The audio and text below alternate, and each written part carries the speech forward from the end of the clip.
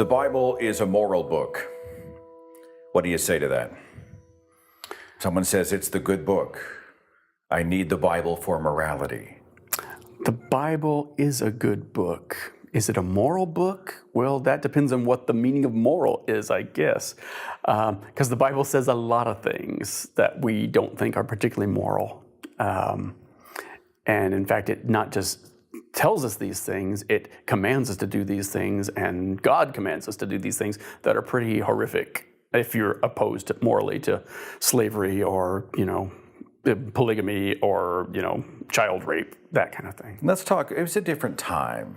It was a different time. God needed to be this strict for those people. You've heard these equivocations. Yeah, and it's interesting because it seems like all the major religions had to start out with the time when God gave us tough love before, photography and empirical evidence came around. They had a whole different operating system, all the major religions. It's amazing to me, though, when I read the Old Testament, so many times I'll go to a story and say, so that happened, did it? And the only possible moral justification I can give is, well, it's probably just a bullshit story anyway that never happened. That's the best I can give them. That's the best excuse we have? Never happened. Yeah. You don't think they're based in factual events? Yeah, no. Yeah, I'm not talking about the magic part, but do you think... Even as history, they're really dodgy. I mean, archaeology has shown that a lot of the stories in the Old Testament are just that, stories. Like, for instance, one of the horrific ones is the destruction of the city of Ai. Horrible massacre, terrible massacre, but there's these two Tel Aviv archaeologists who wrote a book called The Bible Unearthed, Israel Finkelstein and Nils Silberman. And it's fascinating to read this book because in the last 50 years of archaeology, we've realized how much of the Old Testament is just a epic myth series, not based on any real history, not based on any archaeological findings. That city that the Israelites supposedly annihilated actually had been abandoned for thousands of years before they even showed up on the scene. Just finding out where the Israelites came from. They didn't come from Abraham, from the city of Ur. They were Canaanites, they were Moabites, they were Ammonites, they were these Western Semitic peoples that we find all through the Holy Land. From your perspective, and I realize this may be subjective opinion, what then explains the origin of the Old Testament books? Is it our myth is better than your myth kind of a thing? Do you think these were constructions to outdo previous religions? I do, and the other thing to remember is the Bible's old, but it's not as old as we think it is, because a lot of what we think of as Judaism, came from Persian Zoroastrianism during the Babylonian conquest. So many ideas that made their way into Christianity weren't originally part of Judaism. They were part of this other religion that nobody seems to know about much today, Zoroastrianism. But it was hugely influential. Gave us the idea of hell, gave us the idea of a good God over here and a bad God over here in conflict. The idea of the end of the world, the idea that demons can inhabit people and cause all problems, from malaria to cattle sickness to mad people screaming in the streets, Let's talk about hell. Yeah. Of course, we're talking about the verse in the New Testament, "Depart from me, all you who are cursed, into a lake of everlasting fire." Right. But the Bible doesn't really talk a lot about hell. It certainly isn't descriptive. Where do we get hell? I mean, where does this come from? It's a great question. And the evolution of hell is just as fascinating as the evolution of anything else we see in the Bible. I mean, I've told people for years, if you don't believe in evolution, look at Christianity, because that thing is a Darwinian motherfucker on steroids. But hell in particular, the earliest belief that the Hebrews had was much like everybody else in Mesopotamia and in ancient Greece, that the afterlife was just this gloomy place. Everybody went there, nothing happened. It didn't matter if you were good or bad. It was all stick and no carrot, That idea didn't last long when somebody came up with the idea of, oh no, but if you're good, you get to go to the special afterlife. Then that's the one you really want to do. So where do we get the sort of sinners in the hands of an angry God version of hell? I mean, are we talking about Dante, or there? No, way earlier than that. I mean, definitely by the time the New Testament shows up, people are believing the Zoroastrian idea that there's a fiery hell and all the bad people go into it. So this is a fear mechanism in place. Absolutely. To keep people controlled and not curious. Yeah, yeah, basically. And it's interesting all the different iterations you see of that. in different cultures, in different ways that idea plays out. Have you met people who carry with them a fear of hell? Were you maybe one of those people? I used to when I was a Christian. Not for me, of course, because I was Southern Baptist, and that's the one true faith. So we knew we weren't going to hell. But you guys definitely believed in a literal hell in the Baptist church. Yeah, and there's those things like the unforgivable sin. It's like, I hope I don't forget the unforgivable sin. Oh no, And of course, we knew everybody else was going to hell, and that's why we had to crawl through broken glass for miles to tell them that God loves them, and if we just get the word of Jesus out to them, they'll come on board with that. How does one crawl out of sort of a fundamentalist Southern Baptist culture? What happened to you? For me, it was so weird. A lot of people have like this gradual erosion, and for me, no, I was a staunch believer, really up to the minute. I used to flirt with this girl by having theological arguments with her. And so one day we're talking, she goes, well, Dave, the Hindu religion is like 3,000 years old in Christianity. And I was all set to jump down her case and go, oh, no, it's not. And I stopped and I realized, I have no idea if Christianity is older than Hinduism or not. And that realization hit me like a bolt from blue that I was about to say something that I didn't know if it was true or not. And the next realization was, I'm just like the Mormons and Jehovah's Witnesses. I'm just parroting what I was taught.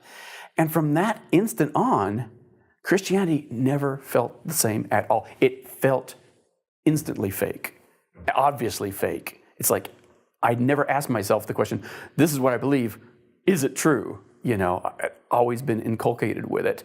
And from that millisecond on, it's like I didn't have to debate evolution looking at it. It's like, of course evolution is true. I didn't have to, one of the things I loved about the change that happened so fast was all of a sudden I could stop going around like the Terminator going, oh, you're saved, you're unsaved, you're unsaved, you're saved. And I could just see people like me living in a universe where we belong, we came out of, and knowing our place in it and that we're a part of it. And we're not just some tourists here before we get to, through all this crap and go to heaven. It was astounding to me how much Christ-like love I had for everyone once I jettisoned Christ. I still blows my mind. Let's talk about Christ. You're a mythicist. I am a mythicist. Talk to me about your book, Nailed. Before I do that, I should say I wasn't always a mythicist. I mean, first I was a Christian, of course, but even when I was an atheist, I was perfectly happy thinking there was a Jesus around. Some charismatic Christian, maybe a combination of a couple of them. Never even crossed my mind that there was no such guy at all. And what changed my mind on that, finally, was when I started getting curious about, what? You read these Gospels, and Jesus is kind of different in all of them. I wonder which is the real Jesus and what he really said and really did, and how much of that is just legendary bullshit that got piled on later. And when you try to parse that out, some interesting revelations appear. First off the bat, it's like, okay, this is all the evidence we have for Jesus? That's it? There's not more there coming along from outside? No? Well, let me stop you there. Outside of the Bible, what evidence, quote-unquote evidence, do we have? Well, we have excellent evidence outside the Bible for Christians, that there were people who believed in Christ.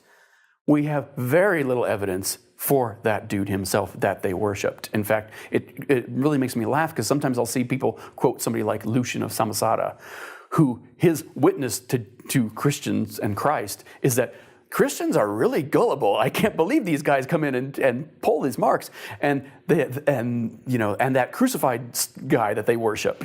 That's what he has to say about Jesus. Almost everything we see outside the Bible, well, not almost everything. Everything we see outside of Christian writings isn't about Jesus. It's about what Christians believe and what they say about Jesus. In a nutshell, that's the face. What, the game? It's just a game of telephone that we're talking about here? It's not even that, because that implies that there was a real thing at the very beginning. For me, there was this basic paradox that finally made me realize, I don't think this guy existed at all. And there's a lot to it. There's a lot to unpack about it. But it boiled down to this. Either this guy did all these amazing miracles, or at the very least said all these amazing revolutionary things, and yet no one outside his little cult noticed for almost 100 years or better. Or he didn't do any of these things. He didn't teach any of these amazing, remarkable things. And yet, as soon as he's dead, we've got all these feuding little house cults, not just in Jerusalem, not just in the Galilee, but scattered all over the Roman Empire, from Egypt to Syria to Damascus to Rome itself to Greece. And none of them seems to agree on who he was or what he did or who hung out with him or what his ministry was. In fact, the Christians who talk before the Gospels are written, when they talk about Jesus, they're talking about a guy who didn't live at 666 Manger Street, in Bethlehem. They're talking about this guy who was at the center of creation at the beginning of time and who went through all the heavens and descended to hell and all these big ticket things that are all off camera in the Gospels. It's completely reversed when you go on that divide of Christianity before the Gospels and Christianity after the Gospels. Very different Jesuses. I'm reminded of the story of the Last Supper when Jesus is betrayed by Judas, which is obviously part of God's perfect plan somehow, right? Poor Judas. Poor Judas. Yeah. He was he had no choice in the matter. He had to be the scapegoat. Yeah. And then he has to go and point Jesus out. And I think to myself, why would you require Judas to point out the most charismatic and beloved celebrity in the land? Exactly. And that's just one. I mean, there is.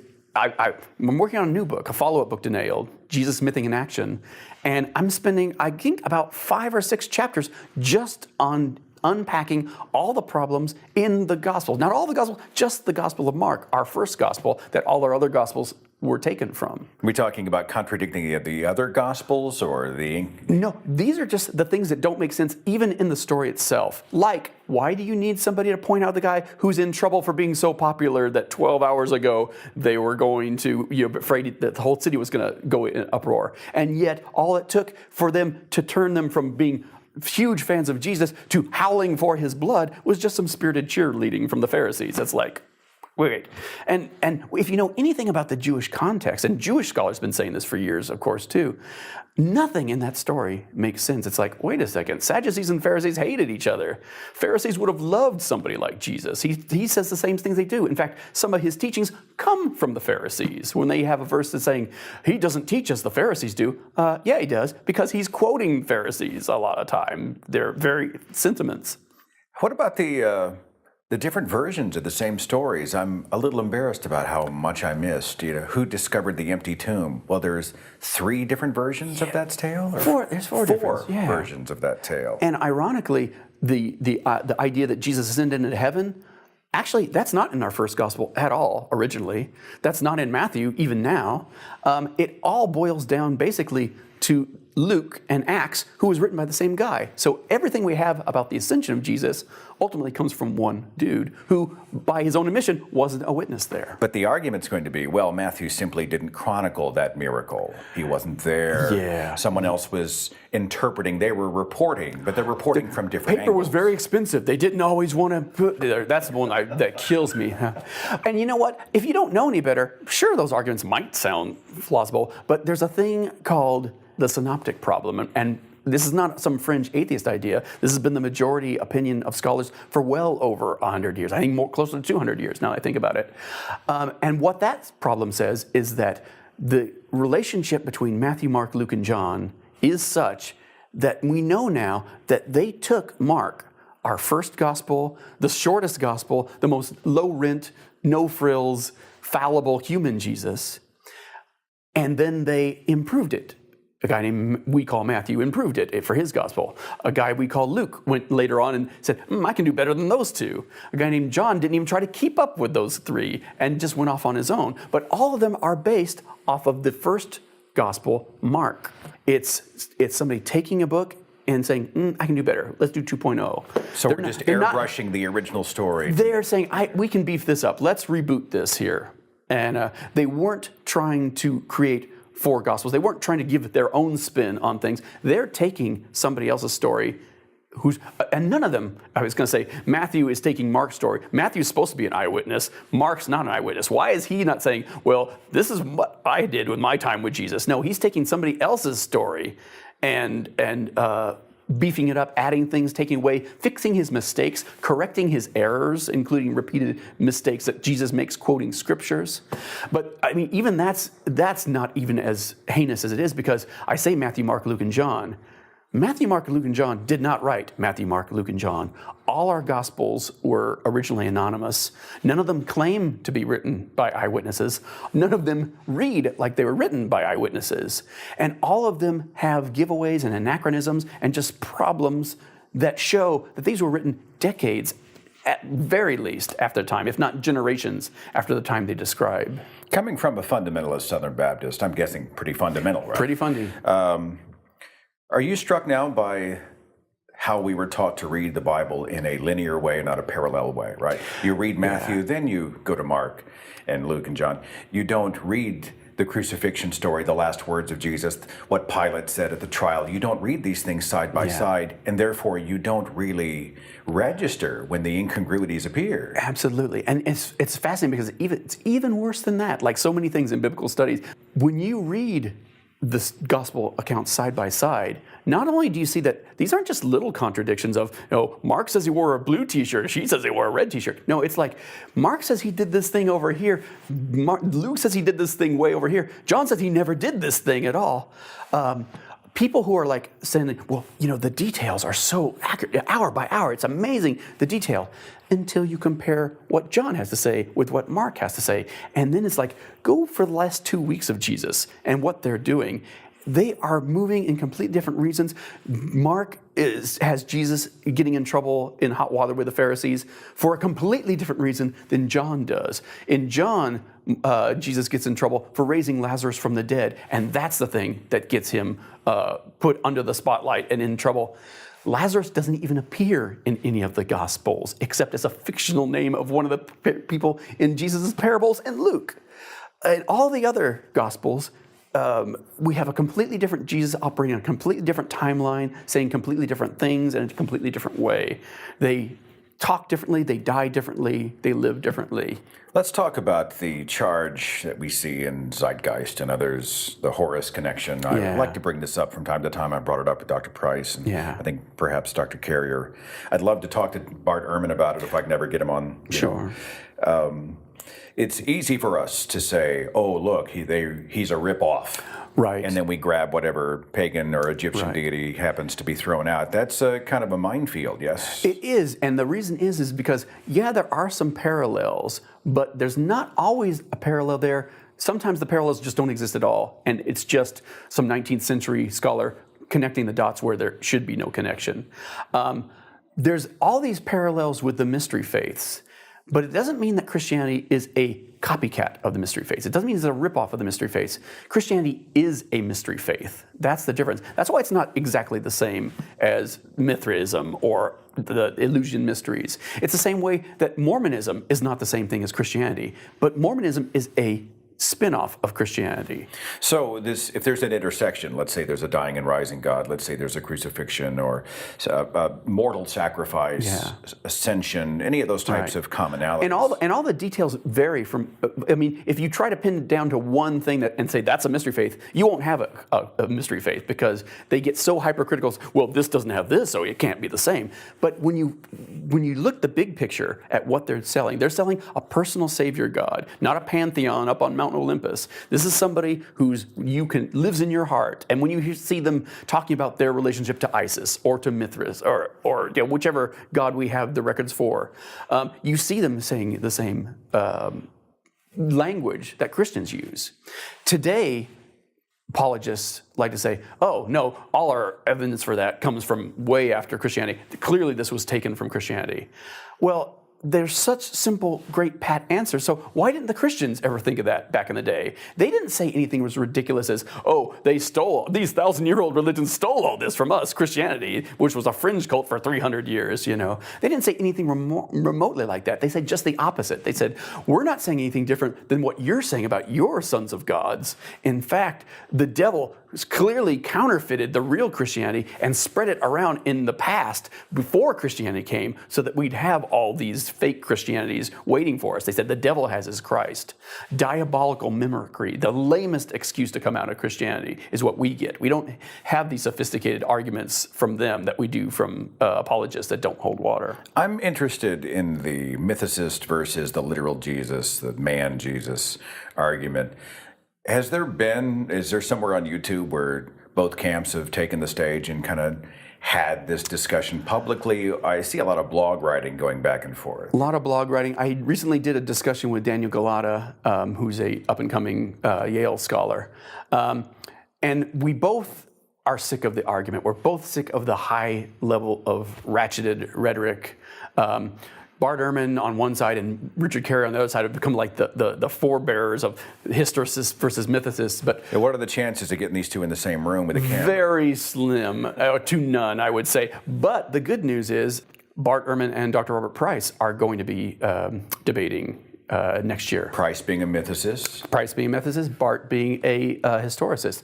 Though I have to say, and I am a huge Bart Ehrman fan, but for such a staunch historicist, he's one of the best mythicist writers out there because he's done so much to pull the curtain back on the state of Jesus studies and what a cluster it is, and how so many presumptions that they inherited from Christianity are still pervading even secular scholarship. I was fascinated by his book, Forged. Forged, and he has another book, Forged and Counterforged. It's even bigger than Forged. And it points out things like at every single existing New Testament text we have, every single one of them, you can see traces where they are changing it for doctrinal reasons. He's the one that points out that we have more changes in New Testament text than we do have letters in the New Testament, words and letters in the New Testament. Now, is it doctrinal or is it like a political motivation behind Well, it's doctrinal and political. But we're talking church politics at first because this is all happening before Christianity goes on the main scene. In fact, if the Roman Empire hadn't fallen in the 3rd century, just gone that slow decline from being really awesome to a 50-year civil war, rampant inflation, assassination after assassination after assassination, all these Mad Max type scenarios were happening to the Roman Empire. Just institutions were crumbling over the empire. And when that happened, all of a sudden this little fringe cult had been less than Jehovah's Witnesses, less than spiritualism in the 1800s. This little fringe doomsday cult turned, minor religion. Suddenly it had a lot more going for it because, Mithraism worked great as long as the Roman Empire's army kept winning. But when they start losing, if you have had a religion that's mostly male Roman soldiers, it's not looking so good. Christianity, if it's been saying, all these things are going to pass away and God's going to come and judge it, that starts going, their stock starts rising. And when you have the emperor, whose mother is a Christian, suddenly say, yeah, I like the cut of your jib, Christians. Let's make you official. And pagan temples, you won't be needing all that gold and monies because we're going to shut you down, give favor to you, and we'll just keep that gold and money to ourselves.